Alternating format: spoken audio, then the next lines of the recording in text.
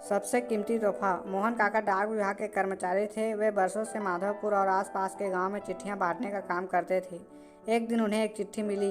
पता माधवपुर के करीब का ही था, लेकिन आज से पहले उन्होंने उस पते पर कोई चिट्ठी नहीं पहुंचाई थी।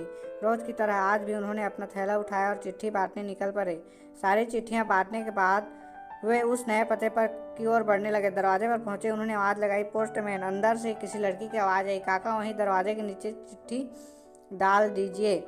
अजीब लड़की है, मैं इतनी दूर से चिट्ठी लेकर आ सकता हूँ और ये महारानी दरवाजे तक भी नहीं निकल सकती। काका के मन में सोचा।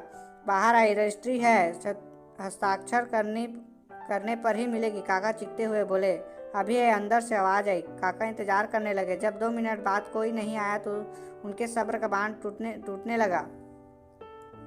यही काम नहीं है मेरे पास, जल्दी करिए, और भी चिट्ठियां पहुंचानी है। और ऐसा कहकर काका दरवाज़ा पीटने लगे। कुछ देर बाद दरवाज़ा खुला। सामने का दृश्य देखकर काका चौंक गए। एक 12-13 साल की लड़की थी जिसके दोनों पैर कटे हुए थे। उन्होंने अपनी अधीरता पर शर्मिंदगी हो रही थी। लड़की बोली, क्षमा कीजिए, मैंने आने में देर लगा दी। बताइए हस्ताक्षर कहाँ करनी है। काका ने हस्ताक्षर कराया और वहाँ से चले गए। इस घटना के 8-10 दिन बाद काका को फिर उसी पते की चिट्ठी मिली। इस बार वे सब जगह चिट्ठी पहुँचाने के बाद उस घर के सामने पहुँचे। चिट्ठी आई है, हस्ताक्षर की भी जरूरत नहीं है, नीचे से डाल दूँ का?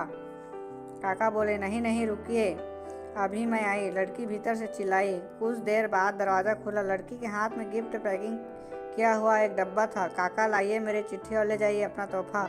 लड़की मुस्कुराते हुए बोली, इसकी क्या जरूरत है बेटी? काका संकोचवश उपहार लेते हुए बोले। लड़की बोली, बस ऐसा ही काका, आप इसे ले जाइए और घर जाकर ही खोलिएगा। काका डिब्बा लेकर घर पहुँचे और बढ़े चले। उन्हें समझ नहीं आ रहा था कि डिब्बे में क्या होगा। घर पहुंचते ही उन्होंने डिब्बा खोला और तोहफा देखते ही उनकी आंखों में आंसू टपकने लगे। डिब्बे में एक जोड़ी चप्पल थी। काका बरसों से नंगे पाँव ही चिट्ठियां बांटे करते थे, लेकिन आज तक किसी ने इस ओर ध्यान नहीं दिया। यह उनके जीवन का सबसे कीमती तोहफा था। काका चप्पल कलेजे से लगाकर रोने लगे।